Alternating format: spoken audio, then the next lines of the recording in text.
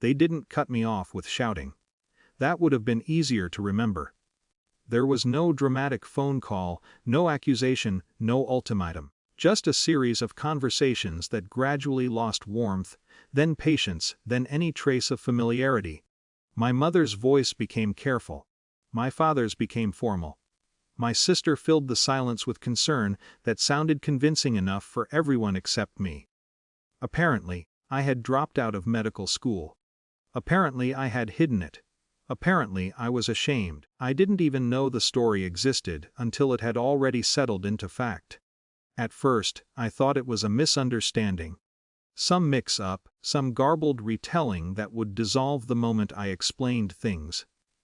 But explanations require a listener, and listeners require doubt. By the time I realized what was happening, doubt had already been replaced by disappointment. That quiet, exhausted disappointment parents reserve for mistakes they believe are final. "You don't have to pretend with us," my mother told me. That sentence stayed with me longer than any argument could have. Because there was no way to argue with something I hadn't done. The more I denied it, the more defensive I sounded. The more defensive I sounded, the more suspicious I became. My sister never accused me directly. She didn't have to. She spoke in softer language, layered with worry and regret. "I think he's just overwhelmed. I didn't want to tell you. I thought he would." It was strangely elegant. Within months, the emotional geometry of the family shifted. Calls shortened. Invitations grew hesitant. Advice turned into distance disguised as patience. Eventually, even that stopped. There was no official break, just the slow realization that I had become a topic rather than a participant. When they stopped paying my tuition support, it wasn't framed as punishment. It was framed as realism. I finished school anyway. Loans, night shifts, exhaustion. The kind of years that erase whatever version of you once needed approval. I learned a new rhythm of life, one that did not include home as a psychological destination. Residency came and went without them. My wedding happened without them. I told myself this was survivable because it had to be. People imagine estrangement as anger, but most of it is administrative. You update emergency contacts. You stop checking certain time zones before calling. You rehearse neutral answers for colleagues who ask about holidays. Life reorganizes itself with disturbing efficiency. Then, last month, my phone rang. My mother. 5 years of silence collapsed into a name on a screen. I almost didn't answer. Her voice was unfamiliar, thinner, rushed, stripped of the composure she once carried like armor. "It's your sister." There is a particular tone that bypasses history. "She's in the ER." Hospitals are strange equalizers.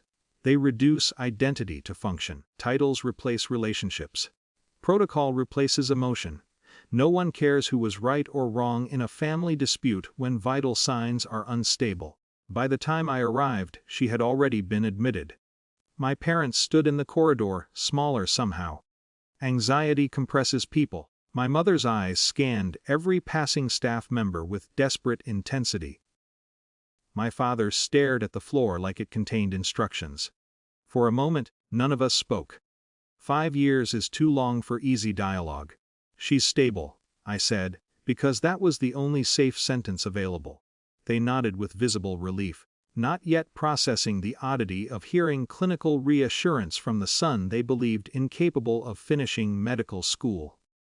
We waited. Time behaves differently in hospitals. Minutes stretch into suspended states of anticipation. Footsteps become events.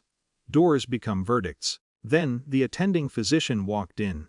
There was no theatrical pause, no cinematic recognition. Just the ordinary choreography of medical routine, a professional entering a room, reviewing a chart, preparing to address the family. Until my mother saw the badge.